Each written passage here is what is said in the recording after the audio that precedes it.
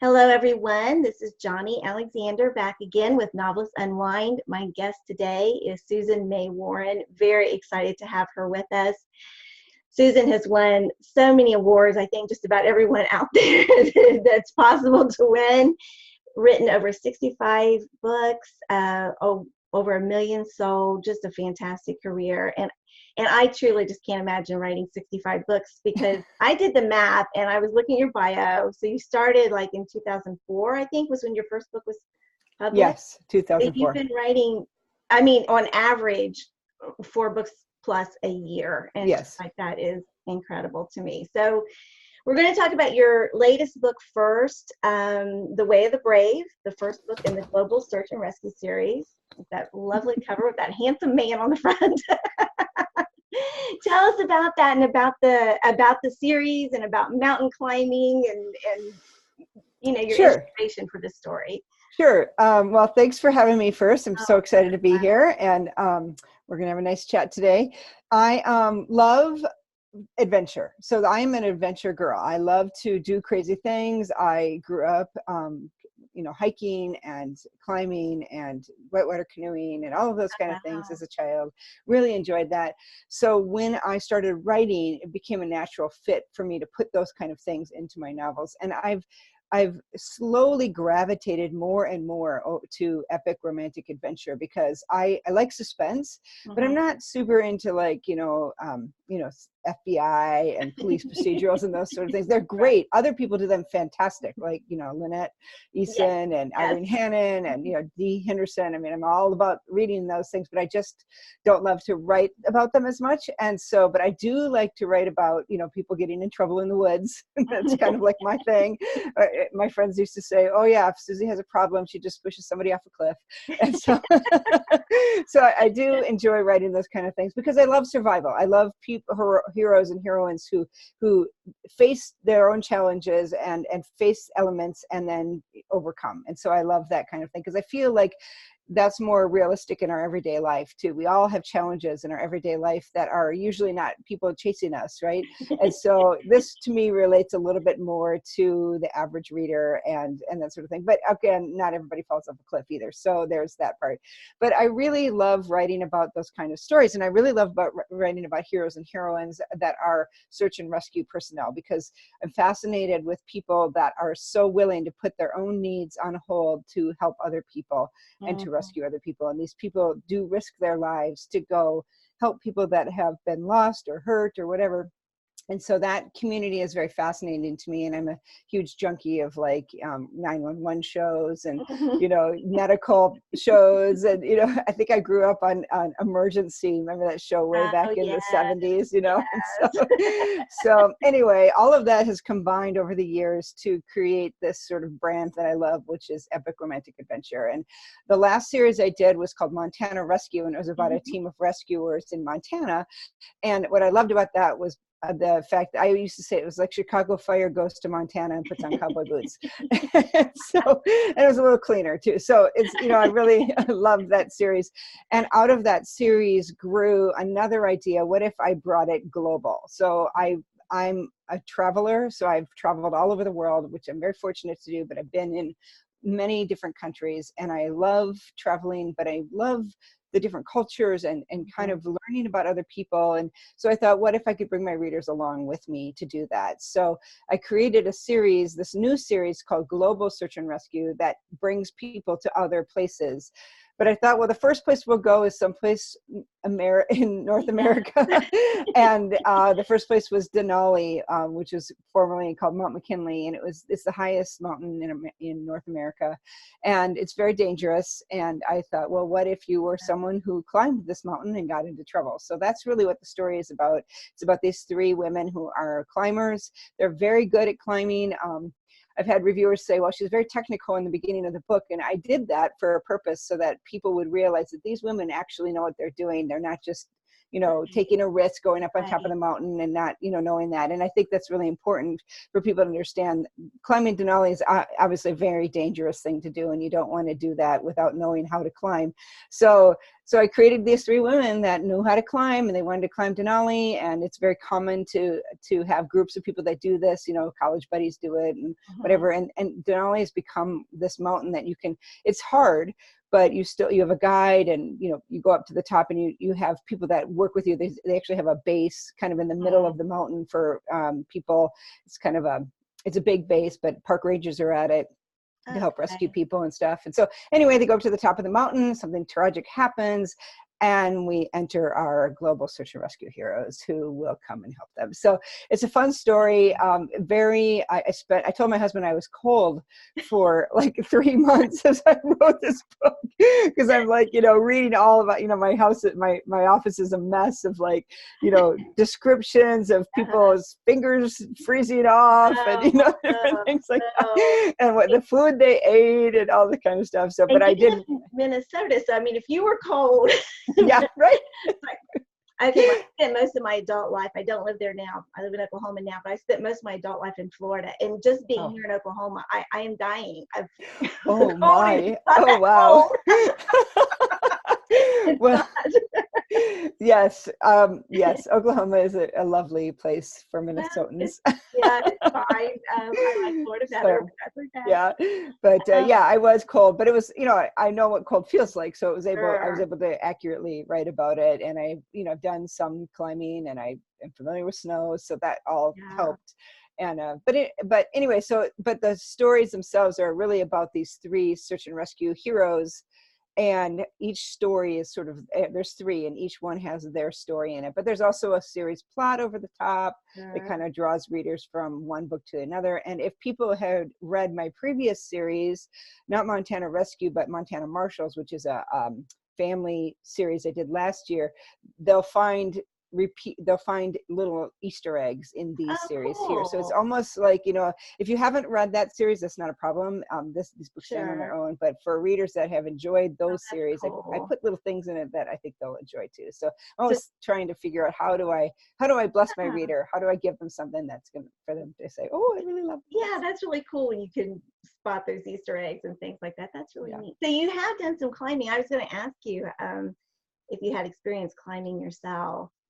Yes, as a teenager and a young adult, I did do some climbing, both technical climbing and mountaineering kind of stuff. I never climbed like a 14er or anything, but I did a lot of climbing in the Rockies and in Canada as well.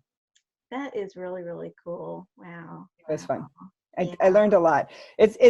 I still have great memories of standing on top of mountains that aren't quite as high as Denali, but still quite high, and the world dropping out below me as I'm standing on this like perch, and just feeling like the world is so big and large, and just seeing from mountaintop to mountaintop. And it's, wanting to be an eagle and sort of dive off, but realizing, no, I'm human, I'm going to die. Right. So I can't do that. So I'm also a skier. So are you? Wow. So you get the same feeling when you're on top of like, Vail or something, you're standing there and you're seeing all the snow-capped mountains. It's very similar. So that's really cool. So you're a little bit of a risk taker yourself. So you get that, that adrenaline. I am. I do like risk taking. I don't know what it is about it. I'm not a irresponsible risk taker. I learn and I do things, but I do like challenging myself, and I do like doing things that might scare me a little bit, and kind of pressing through that. So yes, I have been skydiving. I'm a scuba diver. I ski. I do these sorts of things. And how fun! Enjoy it. Yeah, it's fun that you've been able to do all those things, and the traveling too. I mean, I don't do as much as I wish that I did, but I'm always a little envious of people who get to just who have done a lot of traveling. That's really, really cool. We're very economy-minded travelers. We do things like backpack, and we stay at cheap places. We get deals on airfare. But my husband and I have always been sort of let's go and see stuff. So we do, and it's not always in style, but it's definitely fun. So. And you have all this. My sister and I a couple of years ago did a she got an Airbnb in Lisbon and said, do you want to go? And I said, yeah, but if we're going to take the money to fly over there anyway, I want to spend a week traveling on the Eurail. And so we did that without we had a general idea of what we were doing, but mainly it was day to day. It's like, where are we going to go? And we were going to do the backpacking thing. So I got my backpack and I put like about 13 pounds worth of stuff in it, I thought. And I carried it around my apartment for about 5 minutes and then laid on my bed for about 15 minutes and then got up and ordered a little luggage rack to put the luggage cart to put on. So our backpacking was actually pulling the backpacks around. There you go. Hey, that's okay.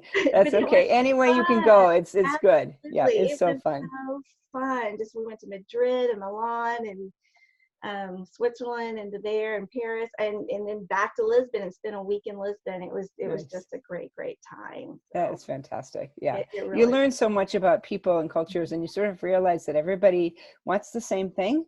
We just go about it in a different way, right? So safety, family, home, careers, this sort of thing. We want things that fulfill us. And so people, so when you can connect people, food is a good way to connect with people. We often will eat at, in local places and meet people. And we take, a lot of times we'll go overseas and we'll take a cooking class overseas just to kind of get to know. It's very fun. So yes, it's fun.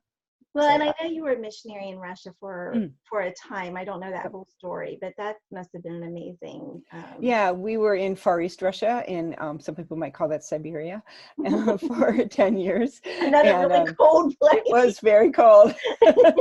So, and that's actually where I started writing, because it was so cold. My husband was a church planner. Well, we were church planners, but my role was more taking care of the kids. I worked in orphanages. I taught English as a second language. We did kids clubs and VBS and that sort of thing. So that was sort of my role. And plus I wrote curriculum and I wrote my newsletters and this sort of thing. But he was gone a lot in the evenings for, church meetings or Bible studies or whatever. And I was at home with our 4 kids and kind of needed something to put into my life that was something separate from all of that ministry. So I started writing, and I never actually thought I would get published. I just wrote stories. And then I entered a contest that Tyndale had. This was about 4 years on the journey, and I'd written 4 novels by that time, and sent a couple of them in and got rejections, and thought, well, what am I going to do from Russia? I can't send them my manuscript from Russia. And this was actually before the days of digital, digital applications. So you're still doing it through the mail, kind of thing. SASE, right? So I'm like, I can't really send a whole manuscript from Russia. But I stayed with it, and by the time that Tyndale had a contest, it was online, and so you couldn't submit online, but you could. I heard about it online, and so I actually sent the manuscript to my mother, and she sent it in for me. And she almost didn't send it in. She actually had it sitting there on her desk, and I happened to talk to her like on the phone, which I maybe talked to her like 3 times a year. And I said, "Did you ever send that manuscript in?" And she says, "Oh, were you serious?" And I said, I think I was, I don't know.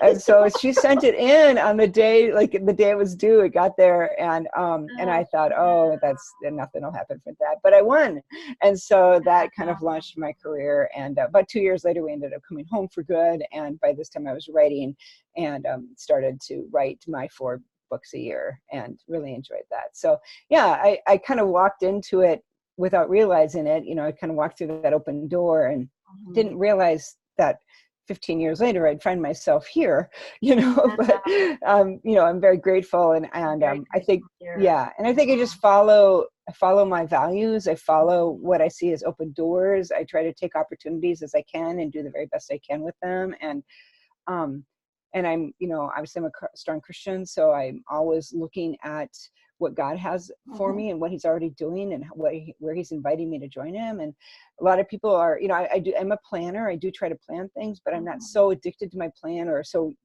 cemented into it that I don't occasionally change direction. So I think that's the key, is that you have to, take opportunities, apply yourself to them, and do the very best you can with that opportunity. And then other doors will open and you'll just keep walking through them. So And then I love that. someday you'll look back and go, wow, how did I get here? You know?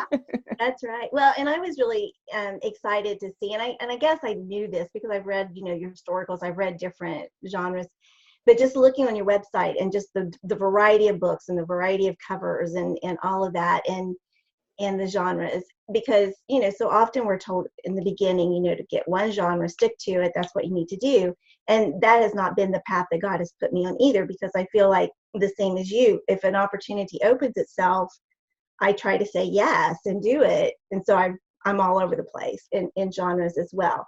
So it's like, okay, other people have been successful at this, so there's still hope. Yeah. That's And I remember encouraging. I was talking to Catherine Palmer once. She's a fabulous author, one of my favorites. And she said it took her about 24 books before she found what she really loved to write. And she'd written in many different genres, and she finally signed Wow. an agency, which was interesting. Huh. But I agree. I spent a lot of time. I've written in, chick lit back in the day, historical suspense, and historical romance, contemporary romantic suspense, thrillers, a lot of things. And all of them tended to have the similar elements to them, strong women, strong Mhm. heroes facing a problem, sort of racing around the world kind of thing. And so that became sort of my brand. And then about maybe 10 years ago, I began to settle upon these family groups or teams that faced, dangers. Right. And that became really something I loved. That's my sweet spot, I guess. And so, Yeah. yeah, I do recommend people to kind of try to find one brand, because it took me a while, Sure. but you do need to expand your skills, right? And so writing in first person, or writing historicals, or writing literary, or whatever, or women's fiction, or whatever I wrote, made me a better writer, because Mhm. it required me to do more research and stretched my writing skills. And actually I'm writing a first person time travel novel kind of for fun right now, and just in male POV. I've never Oh, written a male POV first person before, so this is really interesting, but it's again wow. stretching my skills Sure. to make me, I hope, a better writer. So I'm always on that quest. How do I become better? So it's just, and Oh, one of the that's ways is to write in different cool. genres. Yeah. Well, and then you've also, you've got a wonderful reputation for the work that you've done, excuse me, helping aspiring writers, and you've published workbooks, and I've got 2 or 3 of them back Oh, here. thank you. Oh yes. Yeah, one of the best things that you've helped me with is writing back cover blurbs. I mean, Oh. I always just go back to, how does Susie say to do this and that? And I'm kind of at the point where that's often all I need to do to pitch a Yeah. project is the back cover, Yeah. and so it's really helpful. But you were the one that taught me how to do this. Oh, well, thank you. Thank Well, you. Thank you. well, I do love to analyze how to do things like that. And I'm, constantly growing. We have a school. I've started a school a number of years ago called Novel Academy. And so it teaches Mhm. people this stuff. And I'm always, every year, I'm like looking at the trends, looking at what other people doing, what's working.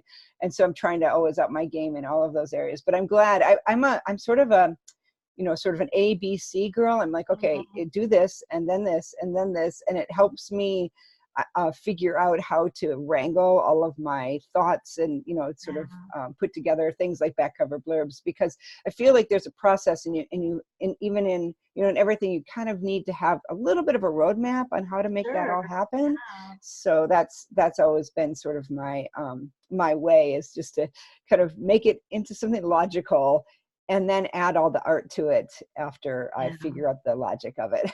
Yeah. Trying to just get the story down, and Yep. then And then, work on it. yeah, Yeah. exactly. So, but yes, I really feel like so this is my newest cover. Yes. I Well, showed it show it to you. again.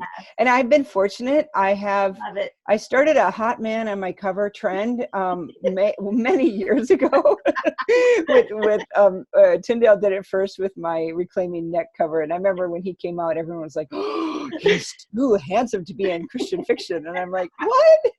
there are a lot of handsome Christian men out there. Absolutely. and so thankfully, Tyndale got on board, and then now I'm with Ravel, and they are just fantastic. And they've given me some great covers. So I love this one. It's an Orion Star. He's an ex-PJ. But I always tell people, as handsome as he is on the outside, he's even better on the inside. So, and that's how all our heroes should be, right? That's absolutely right. So, anyway, it was a fun series to write, for sure. Oh, that's great. Well, we are, I don't want to take too much of your time, but this has been just so fun, wonderful to talk to you. And I love the epic romance adventure. Did I say that right? Epic romantic adventure, yes. What a great, wow, it just says it, Oh, thanks. Genius. One question I ask everybody before I let them go is, when you're all done writing a novel, and of course you're doing 4, so I don't know whether you even have time to unwind, but when you hit the end, what do you do to unwind? Oh, that's it. Well, first thing I do is I clean my house, because usually I'm like, I'm a binge writer, I'm a binge reader, this sort of thing. And so I like, go in, and then, people that I run a business too, and they always tell people, you can't talk to me on Tuesday, Wednesdays, and Thursdays, because I'm writing and I won't answer your email. I will answer if you write to me on Mondays or Fridays. Okay. That's great, though. So just a hot tip. Yes. Yeah. Right. So I do business on Mondays and Fridays, and then I'm in sort of my cloister on Tuesday, Wednesday, and Thursdays, and I'm writing like a maniac. But when I finish a novel, I usually set it aside. I do end up reading it again, after I set it aside. And I, usually take my husband out for dinner and thank him for being the